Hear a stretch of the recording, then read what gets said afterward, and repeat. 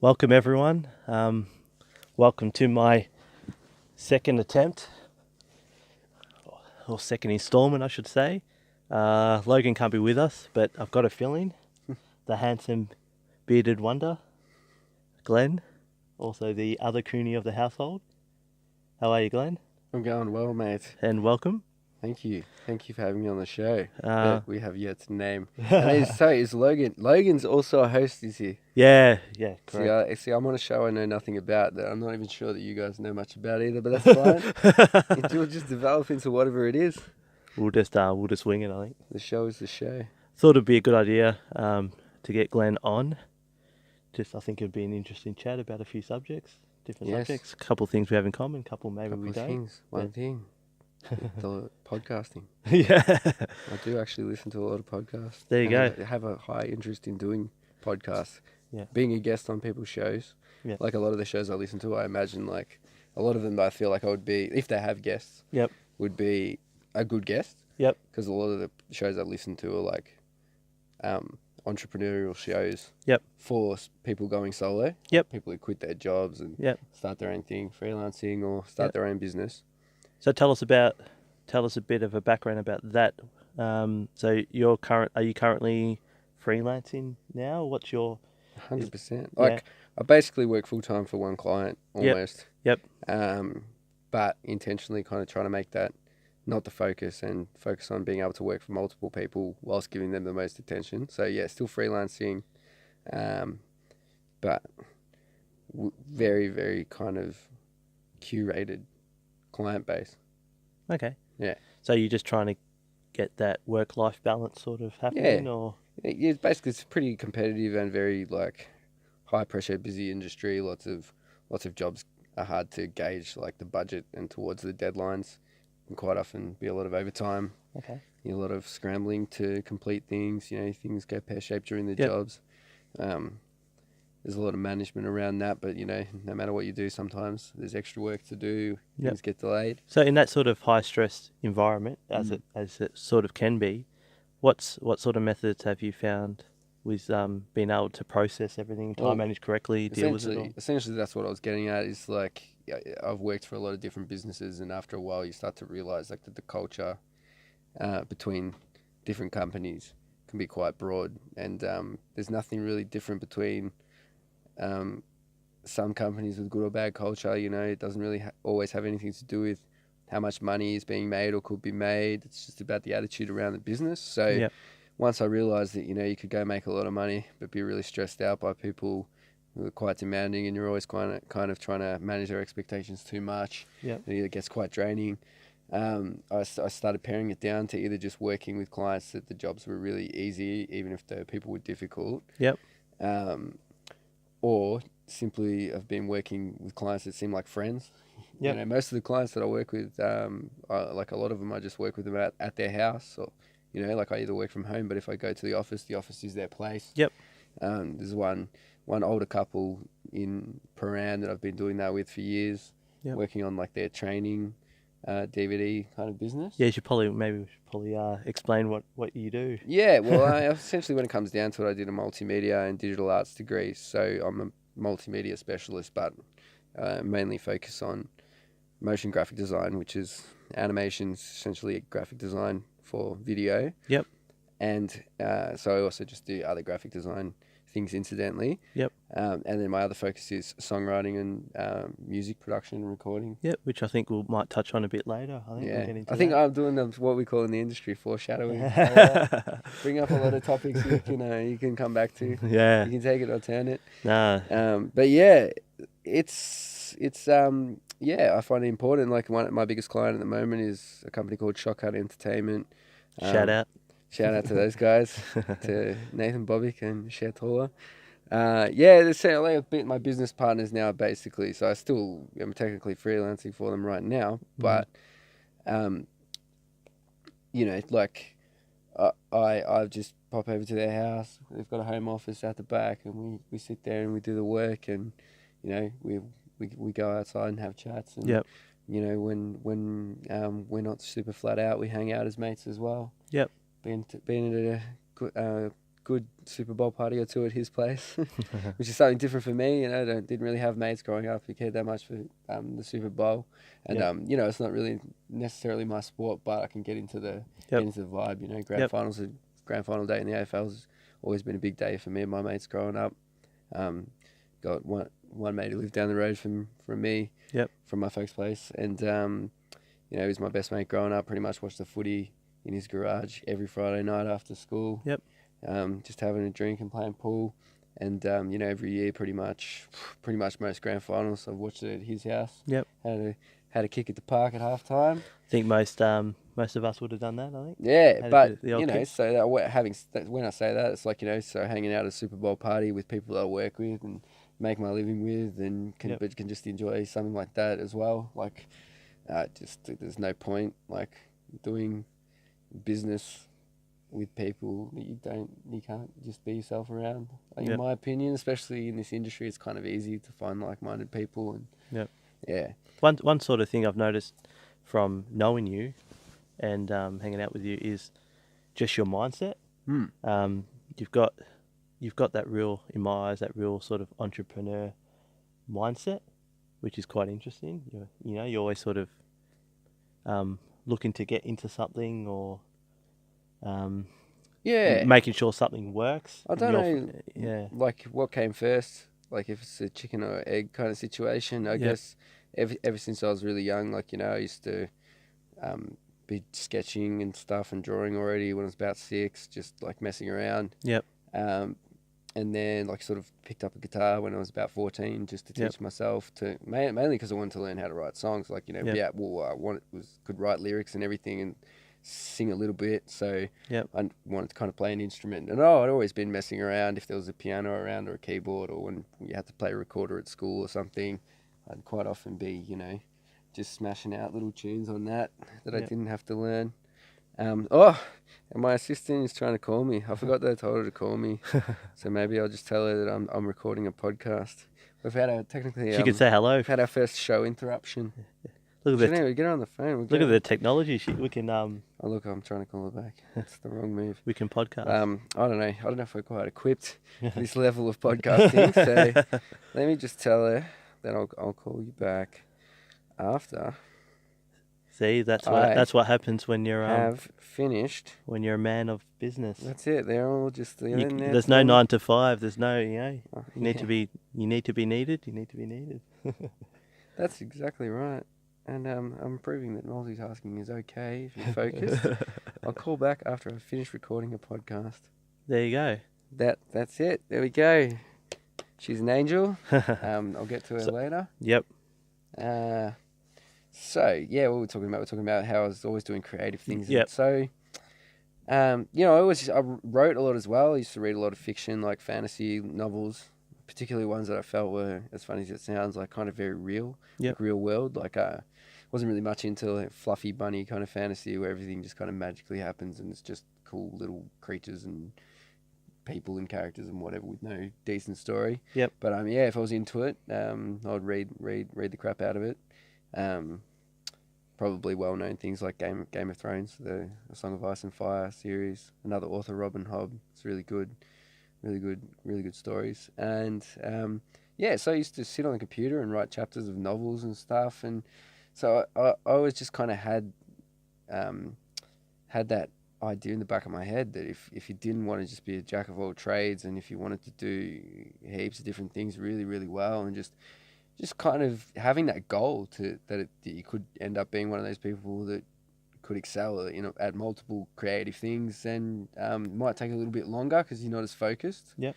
But you know, so I think I've sort of proven to myself, I guess, as I get older, that it's paid off a little bit, and that you can keep adding to that. You know, I'd love to be one of those people who's like 60 and can play 7 instruments and talk a bunch of languages really fluently. Yep.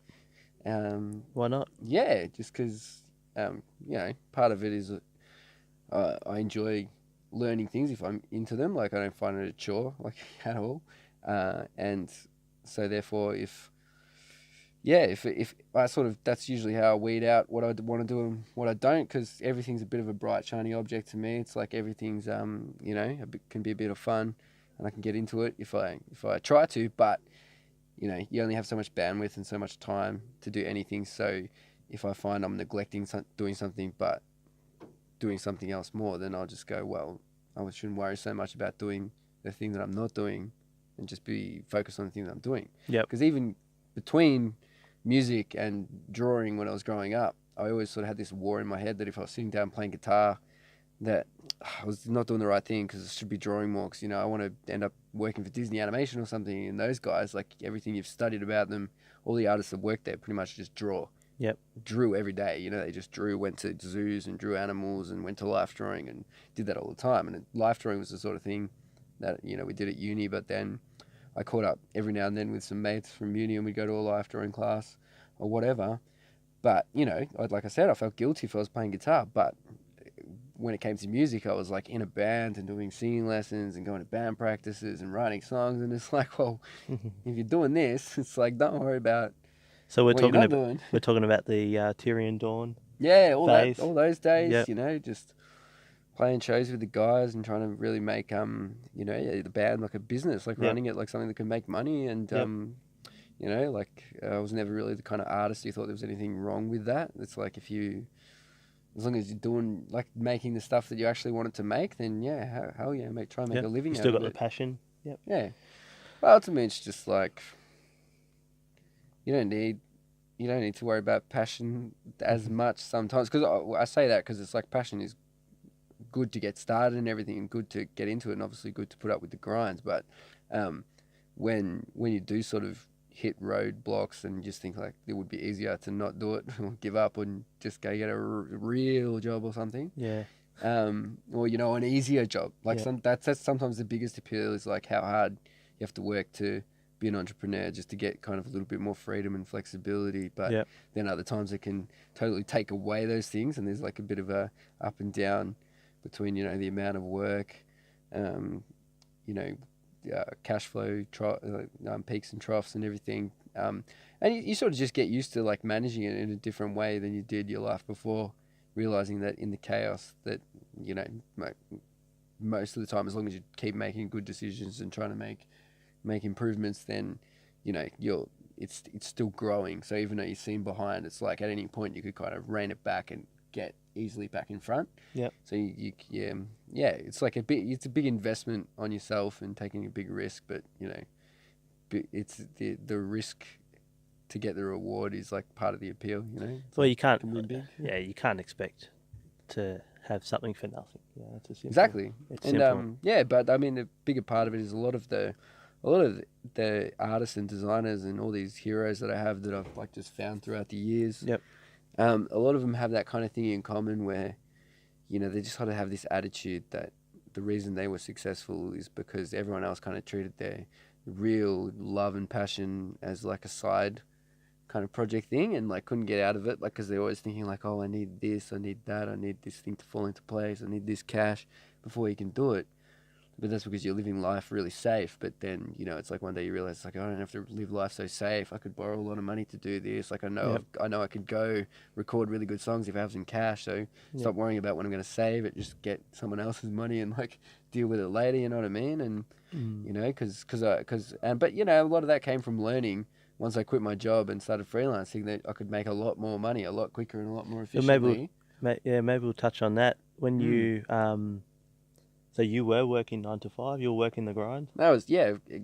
So essentially, my working career is pretty interesting. Like you know, I think the first job I applied for was at Macca's, and I got the job, and then kind of turned it down because I was going on a family holiday when they wanted to do training, and I was not. I got the job so quite easily, so I was like, oh, just I'll apply for something else similar when I got back. It's exactly what happened. I got a job at Hungry Jack's. Yeah. Probably was there for about 6 months before I got a job at Big W. So at this point, I was like 3 and an O from interviews. Yeah. Straight into jobs. Yeah. Pretty happy with myself. And so worked at Big W all the way through uni and everything. So uni didn't quite get in straight away. I had got in second round, which was good. First round, I was accepted to TAFE, which would have been a pretty good course, either like illustration or a multimedia course there or something. Like I think it was it. Not Holmes Glen. Chisholm? Yeah. Yeah, something like that. Yeah. Oh, it What's doesn't. that? Yeah. What's that one in Dandy on Stud Road? Is that I think that's a Chisholm. Chisholm? Yeah, it would have been. Yep. And so TAFE regardless, but yeah. yeah, but then so I got into multimedia, and that was sick because going to uni is like different to TAFE. TAFE will probably give you a pretty good folio. You'll be doing a lot of work, but I think not multimedia, a degree teaches you a lot more about how you've got to learn a lot for yourself and focus on kind of like the bigger picture rather than just the work. Like, Okay. you know? Okay. Yep. Yeah, a lot of like critical thinking and stuff, which like interested me as well. I did a lot better on like a lot of the written tests and stuff than I did on the actual visual stuff at that time. Yep. But yeah, I think a lot of that was because, like I said, didn't have as much opportunity to get onto like some of the software and everything before I got to uni. Whereas like, there was a lot of people I knew that were like had been using it in a quite an involved way for quite some time. Yep. No, but it didn't bother me, you know what I mean? But like, Yep. I knew that's. But obviously, I did quite. I had quite a bit more time doing things like essays and stuff and writing stuff, and I won quite a few English subject awards at school. Oh, really? So that's why, when I was doing essays, I quite enjoyed it. So if we had a 2,000 word essay about, some art period or whatever, I'd instead of like leaving it to the last minute, I'd actually smash it out all week and really, really edit it, every word, make it really efficient, interesting, and, get better marks in that than the actual visual stuff. So you've had a creative mind all along. Yeah, but, like, also part of it is just like part of my personality. I was a big perfectionist, you know what I mean? Yep. Like I was the sort of person who used to have to go through my whole iPod playlist and rename every song so they were all formatted the same and everything. Really? Yeah. Oh, wow. Yeah, and like, but, instead of turning into a crazy person like a hoarder or something, I just kind of snapped out of it, like as I got older and shit happened, like, my iPod would die or something, and I realized that I reformatted them all on my computer and on the iPod pad and not my computer. So when I resynced it, I'm like, well, fuck, doing that again. Yeah. So yeah, like luckily I just kind of like, just sort of got rid of all that part of my personality. Like it's still there, but I just kind of ignore it. Yeah, fair it's enough. not helpful. Yeah. Fair enough. As you turn into one of those people who like go back to see if the kettle's on like 9 times. Oh, really? Yeah. Oh, yeah, like not that I've done that, but I know, I can see how people could go that way. Because, like, definitely I'm the sort of person who would, like... Turn the doorknob back and forth 3 times before opening. No, not 3 times before opening. Nothing, like, sort of superstitious or anything. But, like, definitely, like, say, would leave the house, lock the door, drive up the street, and then, like, not have any idea if I'd lock the door and just feel really compelled to go back and check. So if I would go back and check once, but then I would start sometimes to get anxiety that I need to go back a second time. I'm like, nah, that's like crazy shit. Yep. So like, it's like, I think I don't know. I've always had this good sort of like self analysis of like stuff like that too. And I'm like, hang on a minute, like if I'm doing that now or thinking that now, like what am I going to be like in like another 10 years if I just keep going down that road? And I'll be like, oh, I don't have to be like that. It's like a confidence thing or something. You're one of the stronger ones that obviously was able to retrain your mind in certain areas. Don't know. I guess so. It just seems like good luck of the draw to me to have that sort of ability to ask yourself questions along the way. And maybe some of it's good luck, but I think a lot of it's just, like you said, self-control and just able to determine which path you're going down. Yeah. Yeah, it's pretty simple. But, it's, I think it is just luck of the draw sometimes to be that kind of person who does that, not necessarily better or worse than anyone else. Just so you did all your schooling, and then you got into a job in that area. That's in that field? So I was getting to that after that. So I got into that job as well, like straight away from the interview. Yep. Was narrowed down from I think like 10 people or something to a couple. Yep. I asked the guy on the phone if there was anything else that would help tip it over the line. He said, I'm not really a big fan of smoking. And I said, don't worry about that. I don't smoke. Yeah. Not that he probably wouldn't have hired me if I did. The other guy I worked with smoked, so no discrimination here, lads. But he just he said that, and then the other designer also said, I think I mentioned in my little interest thing on my resume that I was into reading fantasy novels, and it turned out that both the other kind of colleagues on my level both read all the same books as me, so that was, you know, the tipping point for them. Had that So, instant connection, I guess. yeah. So it was one of those situations where like the work of me and this other guy was no better. But, you know, that's why you got to put that crap in your resume, people. You got to put those hobbies and stuff, because you never know. Yeah, it's a really interesting take. Yeah, you might actually Well, connect with the person interviewing yeah. you. Or I mean, just- like, I know where you talked about this before the show and not on the show, but, you know, there was a pre-show. So now you know, I'm breaking the fourth wall, guys. Talking directly to the audience.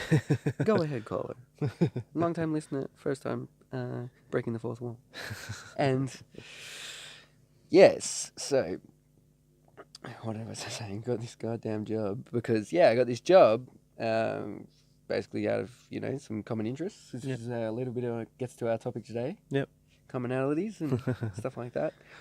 So I got the job, and look, I worked there for a couple of years, and like I learned, like, it took me a little bit of time to learn what I was doing. Like I could do the job from the start, but I was like really like just learning a lot on the job every day, and like getting better every day, doing better DVD menus every day, which is the industry. Probably I was in. a good lesson for the young one to stick with it. Make sure you take it in like a sponge. Yeah, just, and you know, like, don't be afraid to make mistakes, really, and to defend yourself and like stand up for yourself, and like also just try and avoid them. Like, you know, speak up before stuff happens. Just no question's a dumb question, all that kind of thing. I still make those mistakes, especially as I get even more experience. I think I have to, like, you know, rely on other people less, like, you know, just handle shit. But, you know, sometimes you might save yourself hours of work because you thought you were meant to do something and you just asked someone something and they said no. You actually need to do this, and it's 20 times quicker than what you thought you had to do. So, yeah, just, you know, don't be afraid to get in there and stick out something for a while. I've always been kind of odd for this generation. I stayed in my first job for 5.5 years, and then once I decided I wanted a different job, it was about 18 months before that, I decided I was going to quit and go freelance, so I started researching. Quite a daunting decision, I'd imagine. Yeah, but also a very exciting one. Yeah. Basically, the straw that broke the camel's back for me was a good friend of mine, I think, quoted out about 3 weeks' work for over $20,000, which was, you know, at least a third of my yearly salary, and the client didn't even blink, and it was sort of bread and butter work for them as well. Yep. And I just realised, like, you know, that it wasn't so much about greed for the money, but just like the opportunities, like making that kind of money that much quicker would allow me to do it. So like essentially, like, oh, if you could get that going, and obviously that stuff, those things are a little bit more of a one-off, but also, like, you know, we're on a podcast right now, and like I said, I've listened to a lot of podcasts, and a lot of them are about people who go, hang on a minute, why not? Why can't I be the person who, you know, does this and makes it really successful? Like, you can't just make 60 grand in 12 Yeah, weeks. and to be honest, that's the only reason this podcast exists in this current setup. Yeah. I'll just the whole reason was I know a lot of interesting people. Yeah. And it'll sort of be a great idea. So exactly, why not? Exactly. Why not just give it a go? Yeah, that's true. And that's what we're doing. It's fun. I've like, yeah, it's good. It's going quite well. I think we're talking. There's no real pauses and getting like jumping around a lot. But like I said, We're self-assessing our own podcast. Correct. Yeah. Yeah, well, a lot of the podcasts I listen to, like, they go exactly like this, just two people having a conversation. Yep. And so, yeah, we're on the topic of me getting that job and then quitting. So, yeah, look, I quit, and essentially my old boss straight away gave me back all the work. Just said, you know, I thought you were going to go out on your own soon, so, you know, I'm happy to give you all the work. And so that probably would have been, you know, probably would have added up to at least still half my salary. So I didn't, you know, I quit a job and still had half the, still getting paid half the money. Yep. And not long after that, maybe a month later, I got a call from technically one of our competitors doing, not really competing with our DVD and Blu-ray business, but doing the same stuff. Yep. So I was meant to go and cover for them for a couple of months while they searched for a full-timer. And the manager there actually just was quite fond of me and kept me around until I think basically someone higher up said, we're paying him too much. We need to get a full-timer, and that time was like 14 months. Oh, wow. And yeah, and in that, excuse me, we need a mute button. But in that time, I basically earned over twice as much money as I was earning in my job, Okay. which that kind of cash at the time would just like allowed me to, really think about what I wanted to do, like, Yep. with the Yep. next step, Yep. It's like, I was like, hey, I've got, $50,000 in the bank, and it's like I owe a bunch of it in taxes, but I could go buy a nice car. Yep. Or I could just go out on the road and tour and make, Yep. try and make money that way, playing songs and everything. So obviously, when you freelanced, Mm. the idea was to fund your other passion. Yeah. Yep. Yeah, or just, well, it's hard to say because, like, when I went freelance, it was also around about the time that my band kind of ceased to be going. Okay. Yep. So a few of those guys are in another band now called Sentia. Shout out to those dudes as well. There you go. And, and, like, obviously my brother is playing weddings and live Okay, gigs so your and things brother was like part that. of the band as well. Yeah, he was one of the guitarists in the band. Okay, there you go. Yep. Yeah, and in the lineup that we finished up with, and were with pretty much when we were doing all our shows. Yep. There was 5 of us. So there was me, my brother, and my mate Daniel on bass. So my brother Brendan, actually, I'll give everyone's names. And Don't be shy. and Daniel's brother Jason also came and joined us to play a second guitar. Yeah. And they were both lead guitarists, so that was fun. They kind of shared playing rhythm and lead on different songs. And then we had Tony, who's a friend of a friend that I met. It was through uni people, and he came to a party at my house once, at my folks' house, and just said he was a drummer and just came and jammed with us and stuck around for many years. And he was quite an accomplished drummer, had been playing for many years and could do quite interesting progressive like rock riffs and everything interesting. I do remember Interesting going player. to a couple of your gigs back in the day. Yeah. Yeah. Bit of fun. I always good. had the attitude of trying to make them like a bit of a party. Like we spread them out a bit because there was always kind of this, you're on the hook for selling tickets. Yeah. So, like a lot of bands try to do it every week. They've got to sell 100 tickets. They can only sell 10. Yeah. They're not really that motivated with that kind of thing anyway. They think it's just going to happen. Yeah. Just build it and they will come, but it doesn't really work like that. You got to tell people to come. Yeah. And so, we sort of found like there was 5 of us spread across a pretty good age group, and all kind of in those places where we'd been working part-time jobs and going to uni and everything. It's like we knew enough people. So selling 100 tickets like every couple of months wasn't too hard. Okay. Yep. And obviously it just made people think, like, they come to the gigs and go, wow, like these gigs are getting quite big, Yeah, what I mean? so you're sort of saying maybe in some instances less is more. Definitely. Yeah, it's Less is interesting. more. Yep. Both. It's very easy to think of like the creative industries, like the things that I do, like making things look good, making things sound good, but very much a lot of it is like just problem solving and business, like essentially design. Like it's like I'm a graphic designer, so design, images or like processes and stuff to help sell ideas and teach things and all that kind of jazz. And I like to write songs to communicate messages and communicate ideas and Yep. tell stories and all that. But I also enjoy treating business as like a bit of a game as well. Like, it's like, don't worry about money so much, but if you treat money like just getting points and like a high score kind of thing, like you detach yourself from like the Real importance of the interesting money way a of bit. looking at it. Yeah, some people hate doing their books and stuff, and I just kind of still do all my books because I love even checking up. Like if I have a month where it didn't go so well, rather than just going like, oh, geez, what am I going to do about money or whatever? You just go, oh, it was a slow month. Gonna have to make sure we have a good month, a good month or two soon. Yeah. And then a month comes around where you make like 20 grand, and you're like, oh, I can chill for a bit. So Yeah. you realize you have a bit more control. That it doesn't matter. Like you don't need to be constantly in that cycle of like going paycheck to paycheck. Yeah. Not that I was ever too bad with that. I was pretty good with my money. Yep. Just wasn't a debt guy, and it took me a long time to get comfortable with just going like, if I get comfortable with debt and good debt, kind of like my accountant put it to me that way one time. He's like, you had X debt, it's gone. You paid it off. He's like, if you bought a house, you'd have a debt for that, but you'd own the house one day. He's like, if you want to borrow money and put it into like recording music and stuff, you think you can do it, get a good producer and do it properly. And plus I was inspired by a few people that I knew that had done it and was successful. Yeah.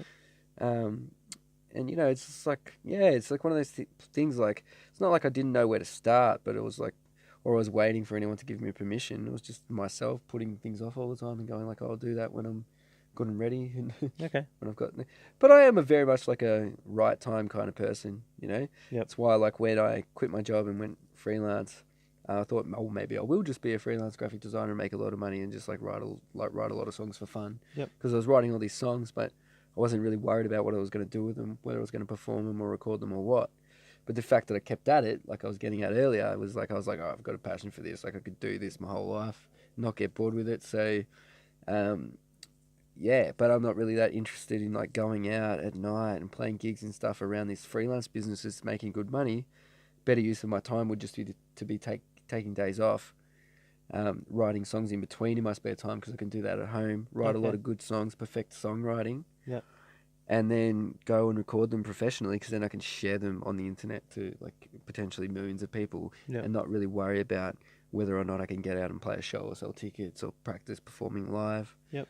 But now, now that I've done a lot of that stuff and a lot of it's ready to go and some of it's up online to listen to. Yeah, tell the folks sort of where you can find your tunes. Yeah, so if anyone's interested in what we were talking about before, I used to play in a band called Tyrian Dawn. You can go to soundcloud.com, search Tyrian Dawn, Tyriandawn. Yep. And find an album actually that we recorded at our drummer Tony's house. He soundproofed a room, much like the room that we're sitting in right now. Yeah. And we recorded it over a couple of Classic years. studio, yep. The album's called A Mosaic of Memories and Musings. Shout out to DIYs. You might be able to edit in a bit of the track there. Yeah, I think I might. Yeah. And then obviously some sound effects here, lads. Then obviously you've got, after that you went solo, and you've got some solo stuff out, have you? Yeah. Or? So now I've just gone under my own name, Glenn Cooney, and put out an EP called Art and Life, and have got actually three more technically ready to go. Yep. Okay. One's just a couple of tracks. It'll probably be called the Burning Man EP that I recorded with a guy named Jake Stokes, who's a New Zealand guy. Yep. He's a Kiwi, and shout out to the ditch. Yeah, and the lad does this thing where he actually he's from New Zealand, but I think his background's English. Yep. He's got quite an accent, the lad. But he does this thing where he travels the world by offering musicians to record them for free, essentially, just a place to stay and to feed him. And he said he's happy with baked beans and stuff. But we went higher living, went down to like Republica and stuff. Oh, yeah. Smashed some food by the water. Down by the bay. Had some drinks and everything. I was always keen on doing that. Yep. It was just a fun experience for me as well. We're driving around in the car with the roof off and stuff. Yeah. And so we just smashed out two tracks when I was living in Noble Park, and so I'm going to release those soon. And then with my other producer here, he goes by the name of Hax, and he's plays in an act called Cold Kiss with his partner in crime, Romarin. And so I recorded the first EP with them, and I've got two ready to go. One will be called Counting Cards EP, and the other one will be called Unsatisfied EP. So it must be a bit of an exciting time. Yeah, it's very exciting because it's just nice to showing the world your art. Yeah, it's awesome not having to stress about like having an idea and then going like, oh, but I don't have it. It's like, I've had these songs recorded. I could plan all this stuff. Like, I'm a graphic designer. Yep. I can make artwork for it. Yep. I can make animated lyric videos. But it's like I said, you got to figure out what comes first in that situation, chicken or the egg. And so I made the content. And then, like, once I had the content, it was a lot easier to like create the ideas for the artwork around the songs. You know, it's very easy to get trapped into this habit. You do it when you're younger. You like coming up with band names or like album covers for fake albums and song names you want to write, but they don't exist yet. Whereas if you just kind of write and make the things that come naturally, it's like you get a lot of stuff done a lot quicker. Okay. And you're kind of usually a lot more happy with it. Yep. You haven't done your head in over analysing like what you're doing.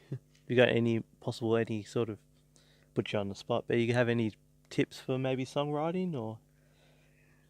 Yeah, definitely is. Trying to get the ideas flowing, I guess.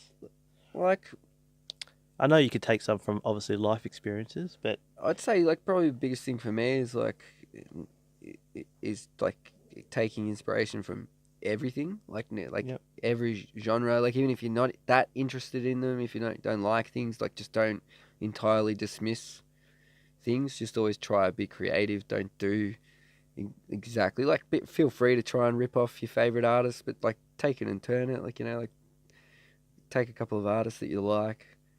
Maybe it's Incubus and Radiohead and I don't know, something else. Then maybe you don't have a singing voice like that. Maybe you have more of a singing voice that sounds like some other type of music, and you like mash them together and make something interesting. Yep. I'm really interested in the concept of like postmodernism, which is the idea that there's no original styles or like kind of like beginnings to anything like that anymore. So the only way to kind of make anything new is to constantly be like mashing up styles. Okay. Yeah. Like like a futuristic movie like Blade Runner would be considered like very postmodern. Yep. Okay. Like lots of like different types of signage. Like it's very influenced by like big New York style cities or something. But then we like Chinese kind of like lettering and advertising, and then everyone's wearing like very like mixed cultural kind of like thrown together clothing and stuff. It's like that kind of idea. So yeah, I really like artists that might mix sounds. Like like the easy example would be like One Republican, Ryan Tedder, like having those kind of R&B beats behind like pop songs and stuff. Yep. And then all of a sudden that becomes a big thing Yep. for a while.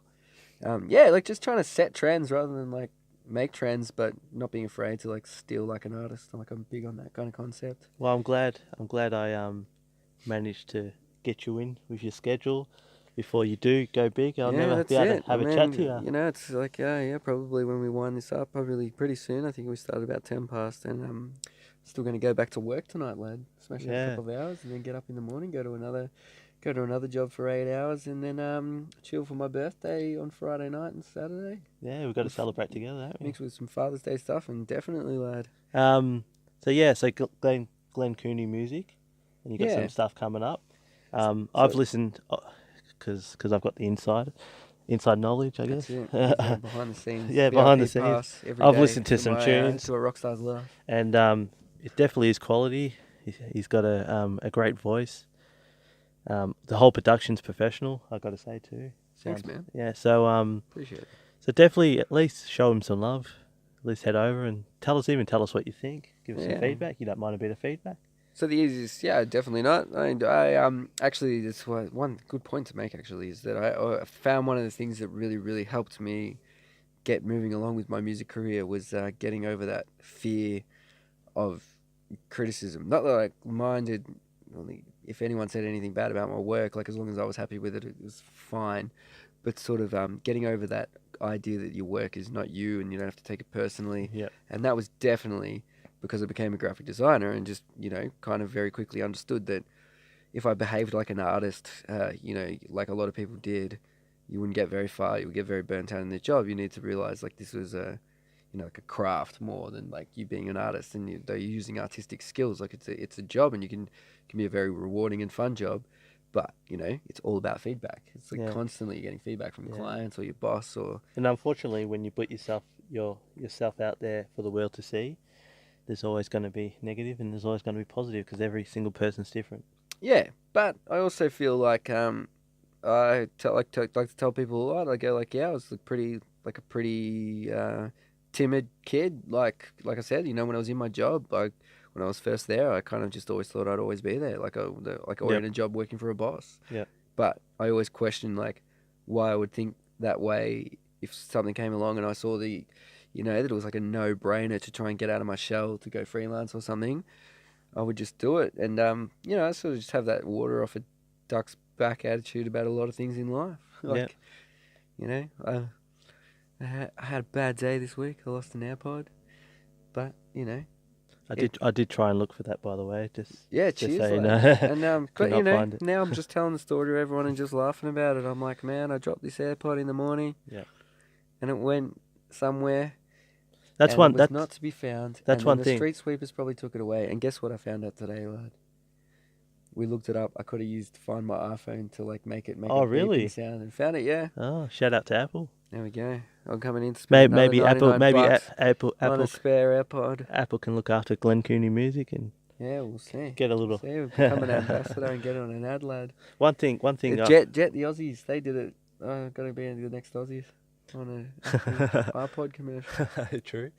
they even make iPods anymore? One thing that I found really interesting. I'll just get this in before we wrap it up. One thing I found really interesting is just your sort of personality, I guess, and your attitude towards certain things, like what we've touched on earlier, maybe off air, like you have a BMW, obviously.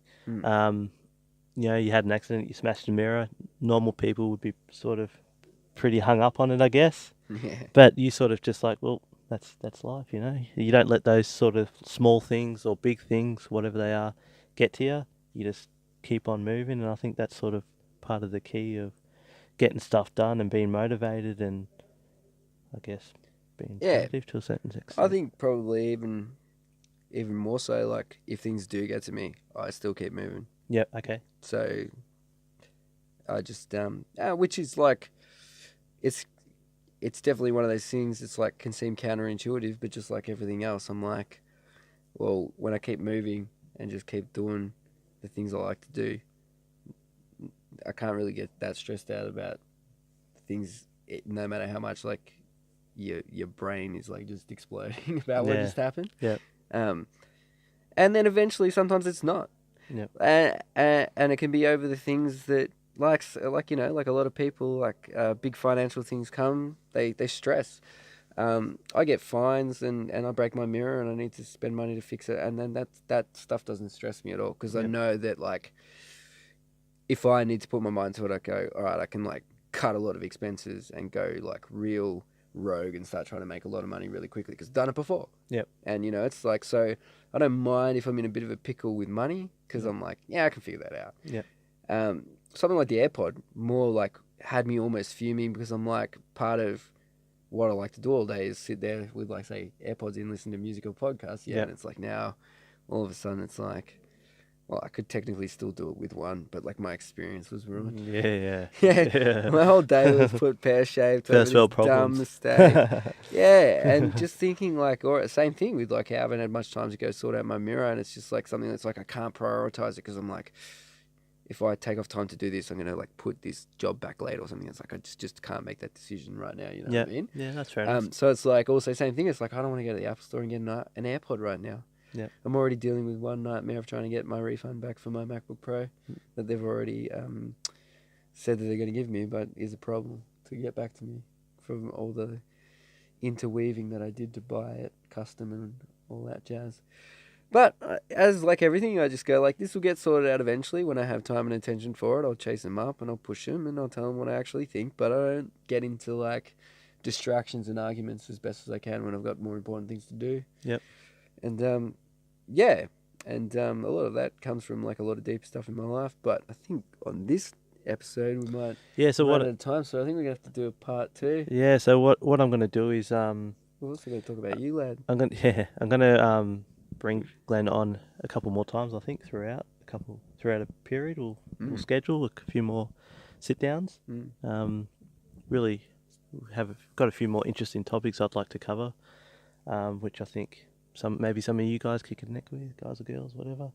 But Exactly. But yeah, I think on this one we'll leave it at that. And that might allow us to get into a bit more of a free-flowing conversation, so we can go into what makes Jason tick. It's also quite a creative lad himself. I appreciate working it. on his cars. One of the things I wanted to say before, and I don't think I quoted, is that like one of my favourite graphic designers runs a studio called Sagmeister and Walsh, and he's a very like kind of out there, pushing the edges of design and art. And he always says, like, you know, hobbies are for people who hate their jobs. You know what I mean? So, and like, it doesn't mean that, you know, if you're doing something as a job to, like, you know, pay the bills, and that's not fine. But, you know, it's like, you can, like, just turn your hobby into a job. Yeah. You know, lots of people do it, no matter the circumstances. Like, lots of people that you think, you know, one person in that situation would say, no way I can do it. But that person said, I just absolutely have to do it. And they do it. So, yeah, it's been fun watching you tinker on the cars and get them running, and also deal with the kind of like shenanigans of dealing with the people in that quirky like industry, like flaky people and stuff like that. There's definitely some rednecks in the automotive industry. But you know, it's like, it just makes me realize, like, you know, like I said, I've been around a lot of businesses, and it's like essentially all work is the same. Yeah. You know, it's just finding a way to do something to make money. So it's like you may as well do something you really enjoy doing and just like enjoy the ride. You're always going to end up dealing with people that are difficult or Yeah. and yeah, a lot of times you can just sort it out as long as you have a conversation with them and you know, you just don't you kind of can't let yourself be emotional. Just life's so much easier. Like you can have emotions. Yeah. That's for sure. You don't have to shut He's not them out. telling everyone to be a robot. But That's no, not... in fact, I recommend not being closed off. But what I mean is like in situations, there's no point like acting upon your emotions if you're just gonna create more chaos and confusion. It's like always just easier to usually just sort things out and calm a situation, whether it's a life relationship or a work relationship. Anything really. Like you can't control the situation. You only can control the moment you're in. So it's coming from a person. We're getting some wisdom. Coming from a person who's very much a very neurotic person, thinks a lot about the future, plans, like different things that could happen, different circumstances. Thinks a lot about the past. Like obviously I'm a writer and stuff, so I like to have memories. I like to create memories that are worth writing about. It's also why I like to live a little bit more out there, less mundane life. You know. Not to say, you know, shouldn't say mundane, but, you know, less relaxed life, a little bit more hectic life. Yep. Yeah, because I just find like I enjoy the experiences and, you know, whether there's ups and downs, I just like enjoying the journey and just letting things be what they are. Cool. Going with the flow. Awesome. Well, I appreciate you finding time to come on. No worries. Like I said, we'll get you on again. I will be back. The plan with this podcast, I think, is just... I don't want to sort of close out any topic. I just want to have interesting chats with interesting people, and then hopefully you guys can connect and give us some love. Sounds glorious, lad. Appreciate it.